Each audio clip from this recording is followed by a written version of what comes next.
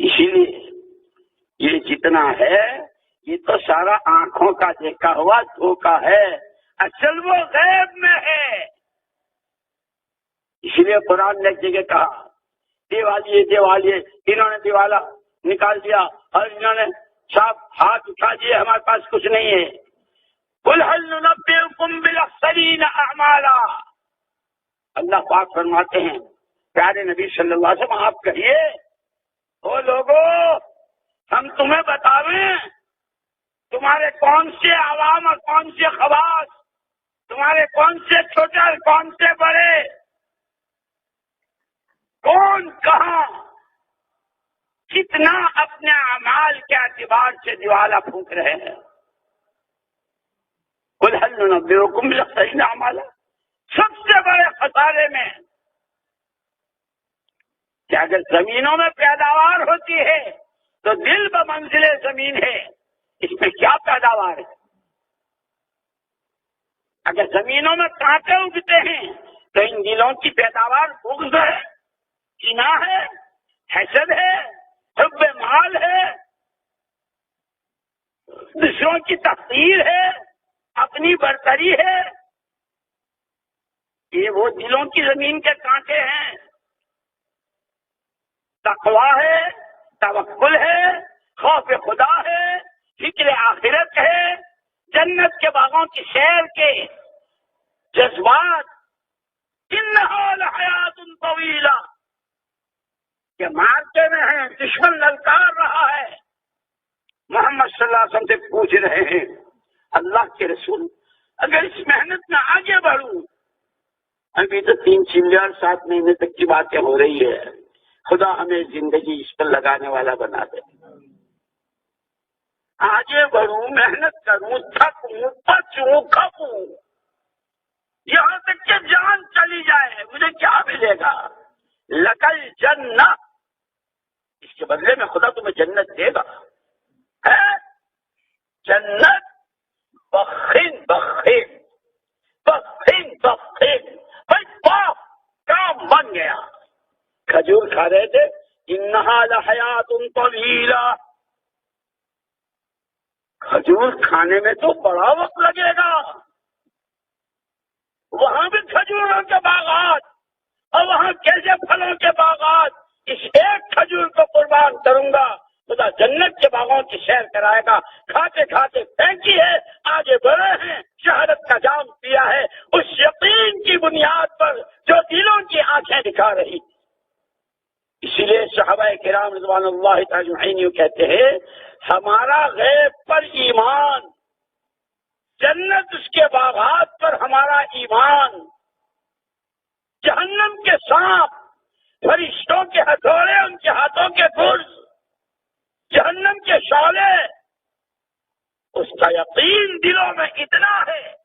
کہ اگر جہنم کا کوئی سانپ دنیا میں آ جائے، جنت کی کوئی حور آ جائے، جتنا دن دیکھے ایمان اور یقین ہے، دیکھنے کے بعد چاول کے دانے کے برابر اس پہ اضافہ نہیں ہوگا۔ الذین یؤمنون بالغیب، جب یہ اندر اتر جاتا ہے ہر آدمی کو ہر وقت فکر رہتا ہے۔ اسی لیے حضور اکرم صلی اللہ علیہ وسلم نے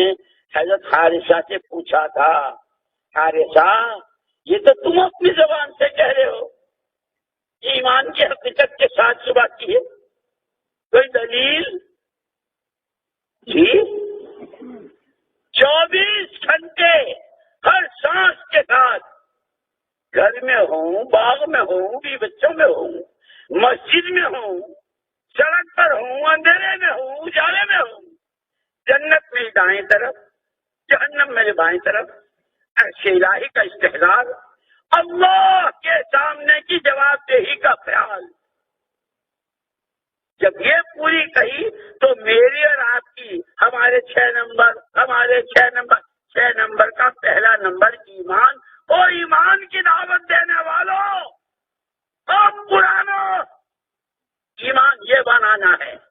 خدا میرا بھی بنا دے، تمہارا بھی بنا دے، کھانے کمانے، بیوی بچے چھوٹے کسی چیز کو منع نہیں کیا ہے، آخرت کا استحضار، خدا کے سامنے کی جواب دہی وہ تعلیم کے حلقوں میں ہو تو، مشوروں میں ہو تو، شہروزہ میں ہو تو، مسجد کے 2.5 گھنٹوں میں ہو تو، اور کروڑوں کی دولت کے کھیل میں ہو تو، اور کارخانوں کی ایک نہیں 20 برانچوں کی چابیاں ہاتھوں میں ہو تو، جنت میرے دائیں جہنم میرے بائیں، اللہ کے یہاں جواب دہی۔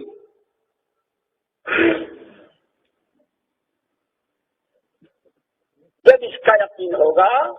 وَمَن يُؤْمِن بِاللَّهِ يَهْدِ قَلْبَهُ، اب ان آنکھوں سے یہ ایمان اس کے دل کو راستہ دکھائے گا، تیری آخرت بن رہی ہے یا بگڑ رہی ہے۔ اللہ کو منہ دکھانا ہے، نبی کے سامنے جانا ہے۔ اس لیے دوستو، مسئلہ 1-2 کا نہیں، مسئلہ چند خاندانوں کا نہیں، مسئلہ صرف میری تمہاری ذاتوں کا نہیں، مسئلہ پوری امت کا ہے۔ یہی وجہ ہے اما جان حضرت عائشہ صدیقہ رضی اللہ تعالی عنہ صحابہ سے فرمایا کرتی تھی، میرے ابا سے امامت نہ کرواؤ۔ اما جان، آپ کے ابا سے اچھا امام کہاں سے لاویں؟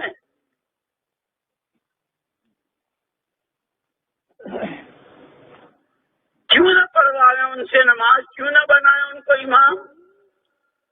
وہ آخرت کا استحضار تربیت ہوئی ہے، اس لیے ہم سے بھی کہا قوا انفسکم واہلیکم نارا، خود بھی آخرت کے استحضار کے ساتھ جیو، گھروں کی بہو بیٹیوں کو، ماں بہنوں کو، کماریوں کو، شادی شدہوں کو اس آخرت کے استحضار کے ساتھ جینے کا سبق پڑھو بھی پڑھاؤ بھی، کہو بھی کراؤ بھی۔ اما جان کی تربیت ہوئی تھی،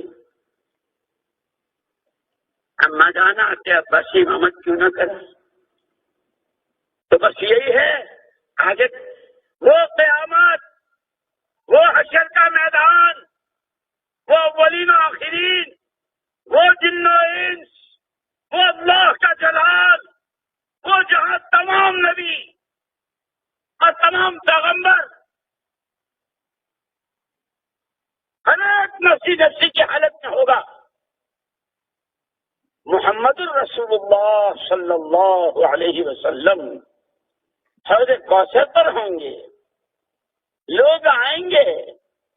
میرے ابا سے بھی پوچھیں گے، ابو بکر ہم تو تم کو امت ایمان کے اعتبار سے اس سطح پر، تقوی اور توکل کے اعتبار سے اس سطح پر، اللہ کی نسبت پر جان و مال اور جذبات کو قربان کرنے کی اس سطح پر،